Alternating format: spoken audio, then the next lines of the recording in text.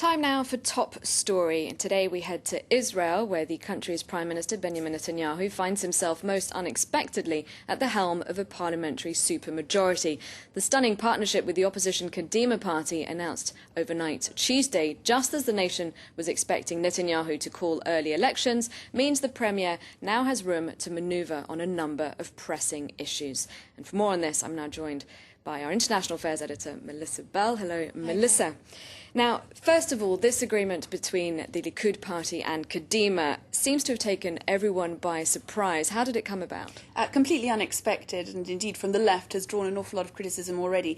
You have to understand the timing of it. It really intervened at the very last minute, early hours of Tuesday morning, in a sort of backroom deal that no one had seen coming, even as Parliament was working to dissolve the government ahead of early elections that would be held in September, rather than in October 2013, when the mandate expired.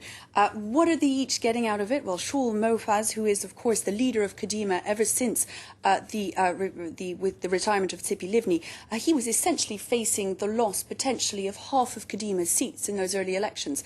This agreement buys him time. It means that he can regroup and the party can try and make better, ameliorate its sort of electoral prospects ahead of later elections. As for Netanyahu, what he gets from it is fairly obvious. As one analyst put it, 28 parliamentary seats he gains for his coalition in exchange for one ministership without even a portfolio, because what happens is that Shaul Mofaz becomes deputy prime minister, so minister without a portfolio. So an easy enough deal for him. The effect, of course, Claire, is that he has the broadest and largest majority coalition within living memory, certainly much greater than anything he's had in 3 years of his premiership. And this gives him an outstanding new platform and strength from which to conduct whatever policy he so chooses. The big question is the sort of mysterious political animal that Benjamin Netanyahu is and what his priorities are actually going to be. No one quite knows. There are those close to him that say that actually this current coalition is far closer to his political heart than anything he's had under his helm over the course of the last 3 years. And interestingly, it intervenes only a week after the death of his father, who was a very hawkish Zionist. Indeed, it was when Shaul Mofaz came to see him to pay his respects that it is said that the prospects of potential talks might be explored. So the timing is not a matter of entire coincidence either. There are those who say that he will have a freer hand now to pursue the policies that are really true to his heart. So what are these policies? What can we expect from this partnership? Well, first of all, there's likely to be a big change on Iran. He'd been looking increasingly isolated over the last few months. The Chief of the General Staff had said that the threat from Iran was being overblown by Israeli politicians. Benjamin Netanyahu looking more and more isolated on the issue. In fact, not only does this new coalition give him extraordinary strength, because with this unity he can take on what he likes. Indeed,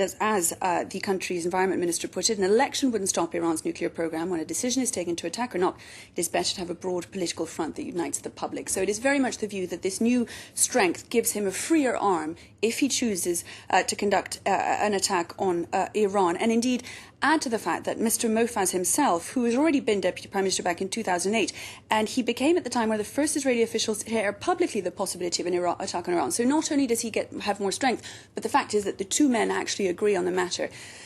Other effects of the new partnership on other policy areas are perhaps bigger changes are likely to come both in domestic politics and in terms of negotiations with the Palestinians. On the domestic front, the problem for Benjamin Netanyahu over the last 3 years is that he's been very much had his hand tied by the coalition with right-wing parties and religious parties. Now there is a balancing out within the coalition of views, and that will allow him to pursue more moderate policies on the domestic front, things like the exemption of Orthodox Jews from military service is something that is likely to be revised. Also changes to the electoral process itself.